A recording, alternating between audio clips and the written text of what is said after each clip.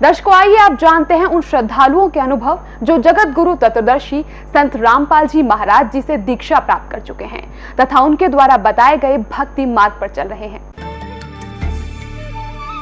नमस्कार सर। सत साहब। क्या नाम है आपका? प्रदीप दास।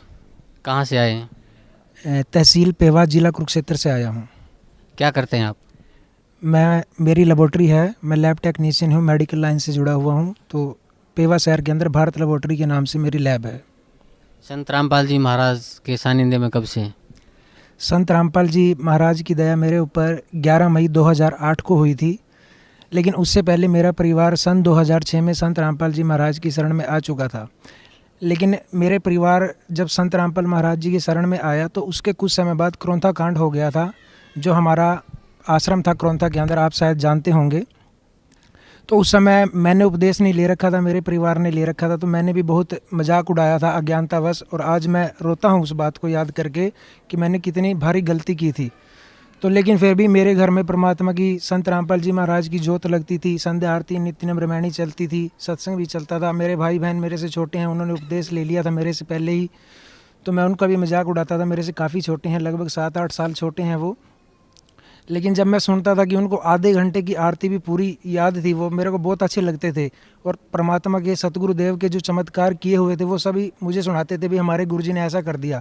तो मैं हैरान होता था भी ये इतने छोटे छोटे बच्चे, मैं सोच भी नहीं सकता था कि, क्योंकि मेरे को अपना पता था कि मैं कितना निकम्मा आदमी था और मेरे भाई बहन ऐसी बातें कर रहे हैं। तो मुझे हैरानी होती थी कि वाकई में कोई बात तो है जो मेरे परिवार वाले कहते हैं कि हमने यहाँ से नाम ले रखा है, बढ़िया है। तो इसी दौरान हमारे गुरुदेव को इन नकली संतों और महंतों के कारण हरियाणा सरकार ने रोहतक जेल में रखा लगभग 2 साल के लिए। और हम इंतज़ार करते थे कि कब गुरुदेव आएंगे और कब हमें नाम मिलेगा, लेकिन ऐसा 2 साल तक हो नहीं पाया। तो मेरी पत्नी, वो भी हमारे गुरुदेव की शिष्य है, भगतमती, तो उसको लगभग बीमार ही रहती थी। वो मेरी शादी के बाद ही बीमार रहने लग गई थी। तो हमारे घर में कोई और पूजा पाठ होती नहीं थी, हमने नाम नहीं ले रखा था। तो वो मेरी माता को अक्सर कहती थी कि या तो हमें नाम दिलवा दो या हम अपनी कोई और पूजा पाठ कर लें। तो मेरी माता कहती थी भाई हम तो आपको कहेंगे नहीं पूजा पाठ करने के लिए, और नाम तो तभी मिलेगा जब गुरुदेव आएंगे। तो मेरे पिताजी ने 2-4 भगत जो आसपास के थे उनसे बात की, भी ऐसे ऐसे घर में दिक्कत है, पुत्र वधू बीमार रहती है। तो उन्होंने कहा भी कोई बात नहीं, गुरुदेव से प्रार्थना करेंगे। तो किसी भगत के माध्यम से गुरुदेव से प्रार्थना लगाई। गुरुदेव बोले उनको बोल दो कि जोत लगाना शुरू कर दें और दंडवत प्रणाम शुरू कर दें, और जब परमात्मा बाहर आएंगे तो आपको नाम मिल जाएगा। तो उसी दिन से हमने जोत लगानी शुरू कर दी। जोत तो पहले भी लगती थी लेकिन प्रणाम करना शुरू कर दिया। तो हमने देखा कि जो मैं आपको सच करके बता रहा हूँ, आप विश्वास करना इस बात को, कि 6-7 हज़ार रुपये महीने की दवाई हमारी आती थी तो वो रोग ठीक नहीं हो रहा था। एक 10 रुपये की गोली से वो रोग ठीक हो गया, जबकि वो गोली किसी और बीमारी के लिए ली थी उसने, और जो रोग था वो उस गोली ने ठीक कर दिया हमारा।